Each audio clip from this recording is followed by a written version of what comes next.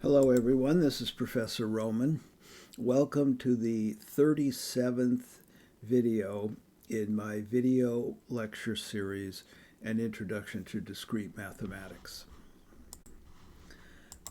In this video, we come to, and in the next one, I think it's going to take two videos, we come to our last example of a counting sequence, the remarkable Catalan numbers.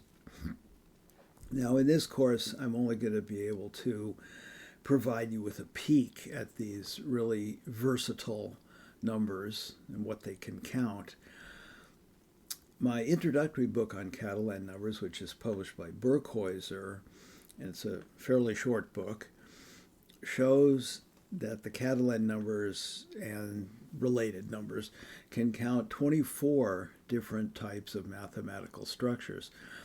But the total so far of objects that can be counted by the Catalan numbers is over 60. So they're very versatile counting numbers. By way of preliminaries, I find it useful to use an ordered alphabet of size 2. And generically, I'll just use the letters capital A and capital B, but in specific examples, they'll take on different symbols. And as usual, I will denote the set of all words over this alphabet with an asterisk AB star. Also, the set of all words over AB that contain I copies of A and J copies of B, I'm going to denote with subscripts, A sub I, B sub J. And this is going to be one of our primary focuses for a little while. We also need some more concepts, simple ideas here. If W is a word over AB of length n, its complement is formed just by swapping the A's and the B's. So for example, AABA becomes BBAB. And we've already talked about the prefix of a word, a prefix of length K. This is the notation I've been using. But I'm going to refer to the remainder of the word, the rest of the word after the prefix, as either the tail or the suffix of the word at k plus 1. Finally, the number of A's in the prefix WK is called the A count of W at K. And I'll denote it by N sub A of the prefix WK. And similarly, the B count is the number of B's in the prefix. And the prefix could be the entire word, then I'll drop the square brackets and just write W. So, for example, if W is this word, AABBBA, the A count at position 3 here is 2, and the B count is 1. Because we include this position. Okay, now we're ready for our main definitions. Let W be a word over the ordered alphabet AB of length n, and let K lie between 1 and n. W is weakly A dominant at K if W has at least as many A's as B's up to that position K. So that this is what it would look like in symbols. The number of A's in this prefix is bigger than or equal to the number of A's, number of B's in the prefix. If W is weakly A dominant for all positions K in the word, then would just say that W is weakly A dominant. Okay, so again, that means that No matter where you are, the number of A's leads or is equal to the number of B's. We also have strong dominance. W is strongly A dominant at K if the number of A's in the prefix WK is greater than the number of B's in that prefix. And if W is strongly A dominant at every position K in the word, then we say the word is strongly A dominant. If W has the same number of A's as B's up to position K, so that would look like this in symbols, then we're going to say that W has a tie at K. It was the German mathematician Walther Franz Anton von Dyck who studied strongly A-dominant words in this set, A-N, B-N star. So the same number of A's as B's in the entire word. And these words have become known as Dyck words. A Catalan word, W, is simply a weakly A-dominant word in this, and I have to fix this. We need parentheses rather than brackets. So Catalan word is a weakly A-dominant word in which there are the same number of A's and B's throughout the word. Okay. And I'll use the notation CN of AB for the set of all Catalan words over AB of length 2n. So be a little careful here. This subscript n is the number of A's in the word or the number of B's. So the length is 2n. And the size of this set, in other words, the number of such Catalan words, Cn, those are the Catalan numbers.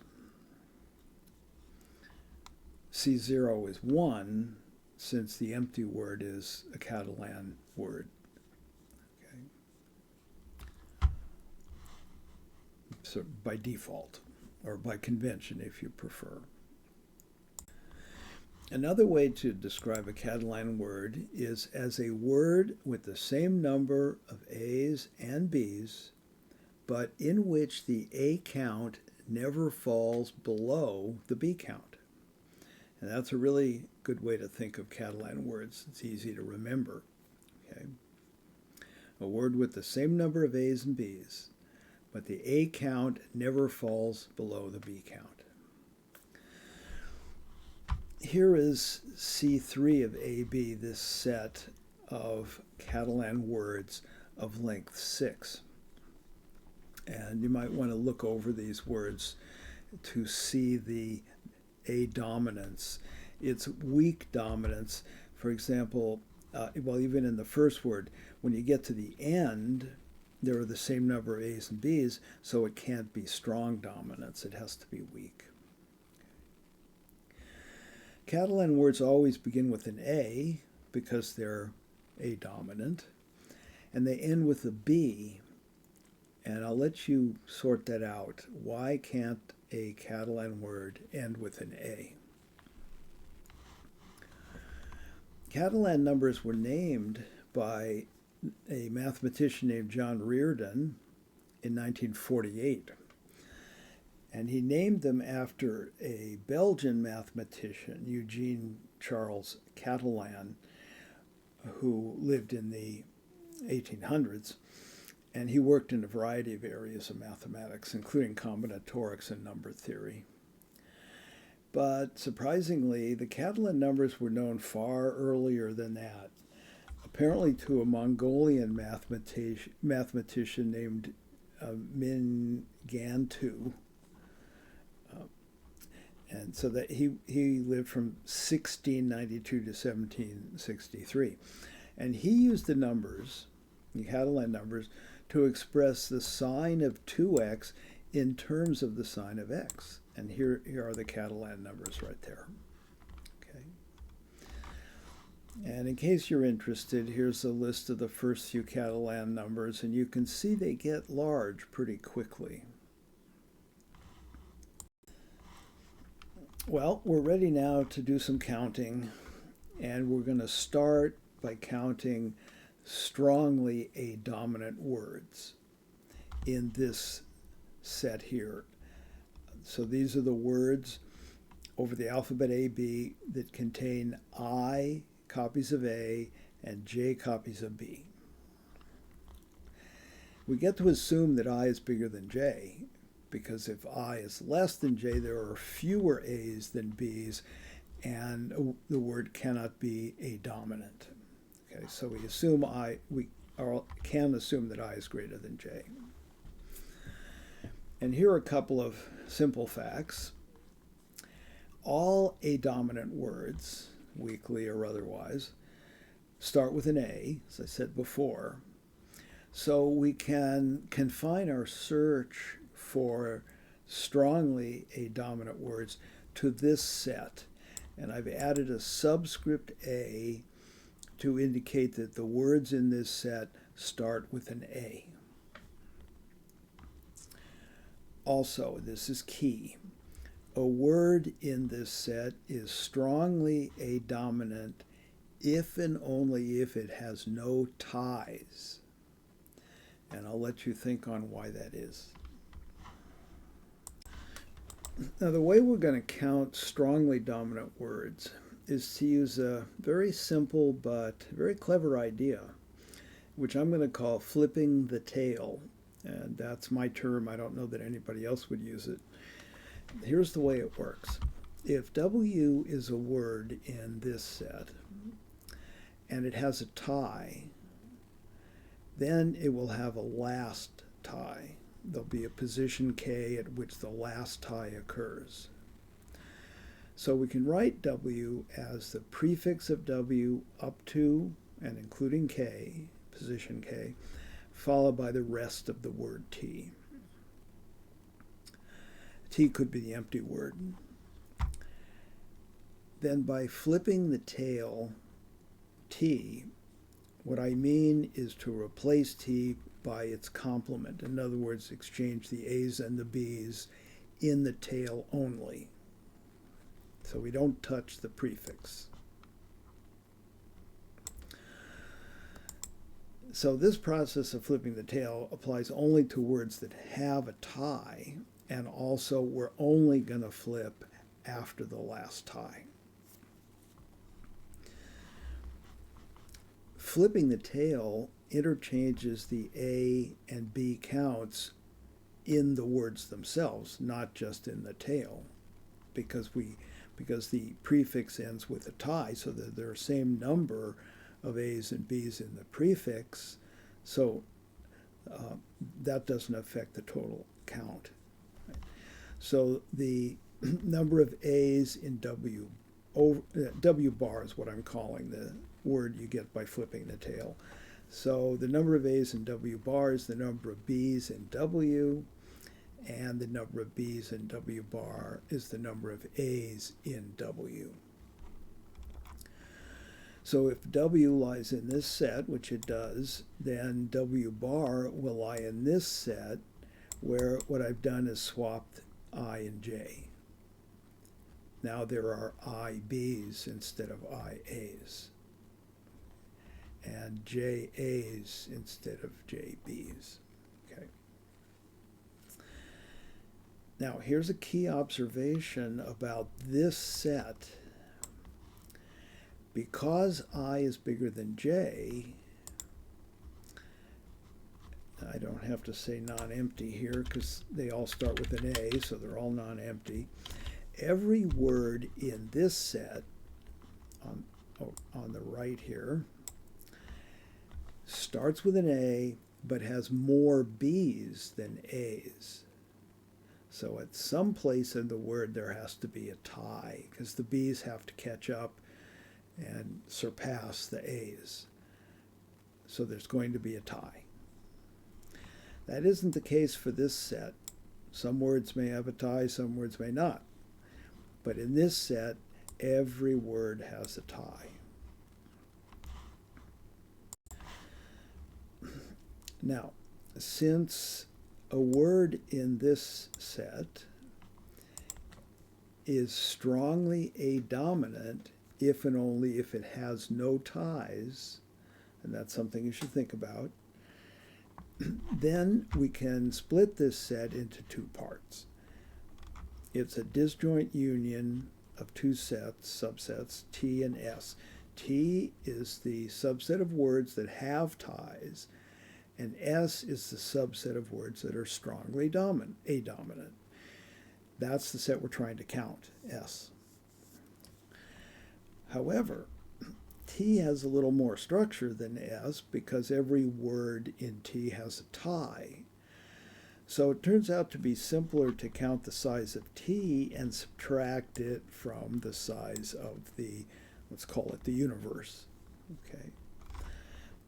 So we'd get an expression like this. So the size of S is the size of the universe minus the size of T. And the size of this set is easy to compute.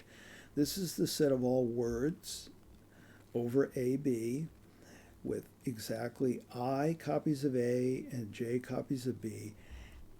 And the words start with A. So we put A in a word. We have I plus J minus 1 other places to fill. We've only got two letters, A and B, so we can choose J positions for the letter B, and then the rest would be A's. So it's this binomial coefficient, then we subtract the size of T. Now, every word in these sets, T, every word in T has a tie by definition of T, and by the remarks I just made a few minutes ago, every word in this set, because it's now I and J are swapped here, every word in this set has a tie. So both of these sets have words, every word is a tie, which means there's a flip the tail map going in both directions. So theta takes T to this set, and it takes W to its flip. You flip the tail. And mu does the same thing in the other direction. But flipping the tail twice doesn't do anything. It brings you back to where you started. So the composition of these maps in both directions is the identity. That means that these two maps are inverses of each other, and so both of them are bijections. And in particular, then, the size of T is the size of this set here. So, and the size of this set is this binomial coefficient. Again, these are words. Now, in this case, we have J copies of A and I copies of B. They start with A. So we put the A in the first place. We have I plus J minus 1 other slots to fill, and we can choose I of them to place the B's, and then the rest get A's. So the size of S, the number of strongly adominant words in this set here, is this binomial coefficient, which is the size of the universe here. I plus J minus 1, choose J, minus the size of T, which is right here. So we subtract this, clean it up a little bit, and we have a formula for the number of strongly adominant words. Now, using that, we can find the number of weakly adominant words in this same set. So I is bigger than or equal to j now. And all we have to do is note that W is weakly dominant. If W is weakly dominant, it starts with an A. Now that we have the number of strongly A-dominant words, we can easily find the number of weakly A-dominant words. So if W is such a word, weakly A-dominant, now I is bigger than or equal to J. If we stick an A in front of that word, it becomes strongly A-dominant. But it's got one more A now, so this is AI plus 1 BJ. This map that sends a weakly A-dominant word to a strongly A-dominant word is obviously injective, because you can reverse it by pulling the A off. But it's also surjective, because if we have a word U that's strongly A-dominant in this set, it has to start with two A's. If it started with AB, it wouldn't be strongly A-dominant, only weakly A-dominant. So the word AV is sent by the prefix map to U. That sticks the A back on. That sticks this A back on. So mu is surjective. So mu is a bijection, and so there are the same number, I missed two E's. Same number of weakly A-dominant words in this set. We have IAs and JBs as strongly dominant words in this set. There's one more A. So we can use this formula with I replaced by I plus 1.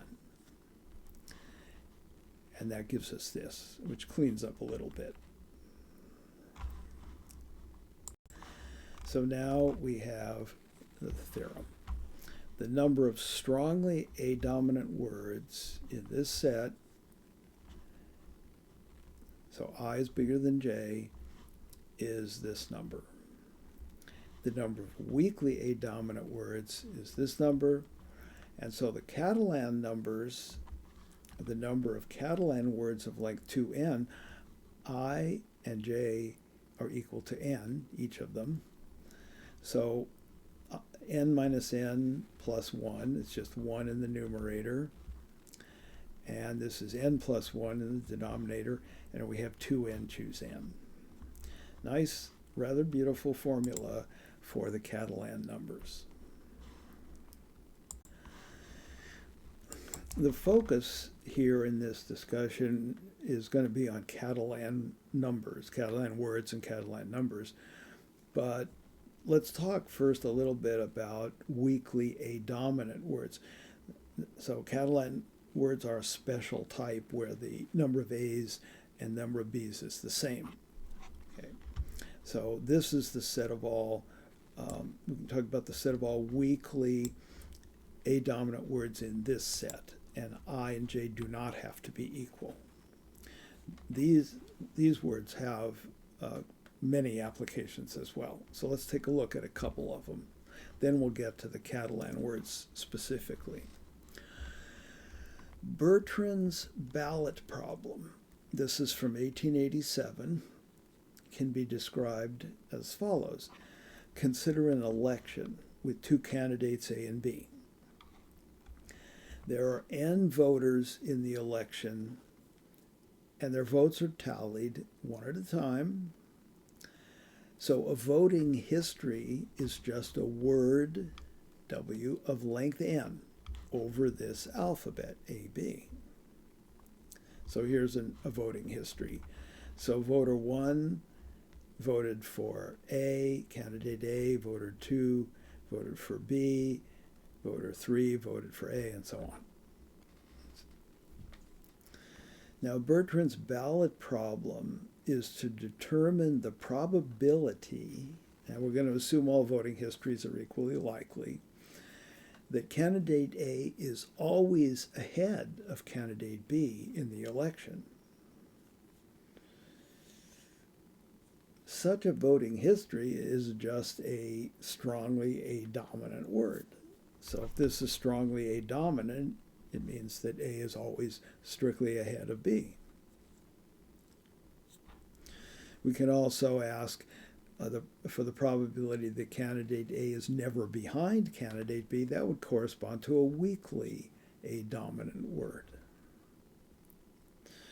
So we already know how many of these words there are. We divide by the total number of words to get the probability. So consider an election with two candidates, A and B, where A receives little a votes and candidate B receives little b votes, with A bigger than or equal to B. Assume that all voting histories are equally likely. The probability that candidate A is always ahead of candidate B is this fraction, and the probability that candidate A is never behind candidate B is this one.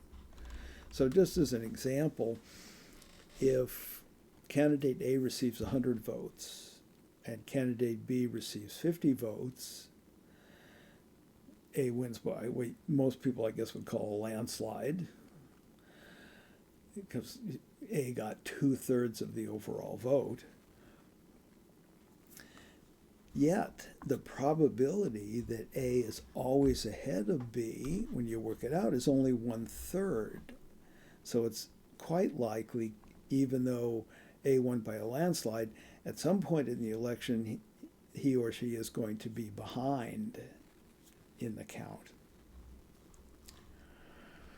The probability that candidate A is never behind candidate B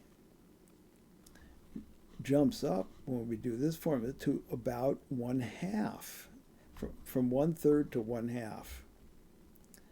Okay. So that's Bertrand's ballot problem. It's an application of a dominant words. Here's another application. This figure shows an 8x6 grid.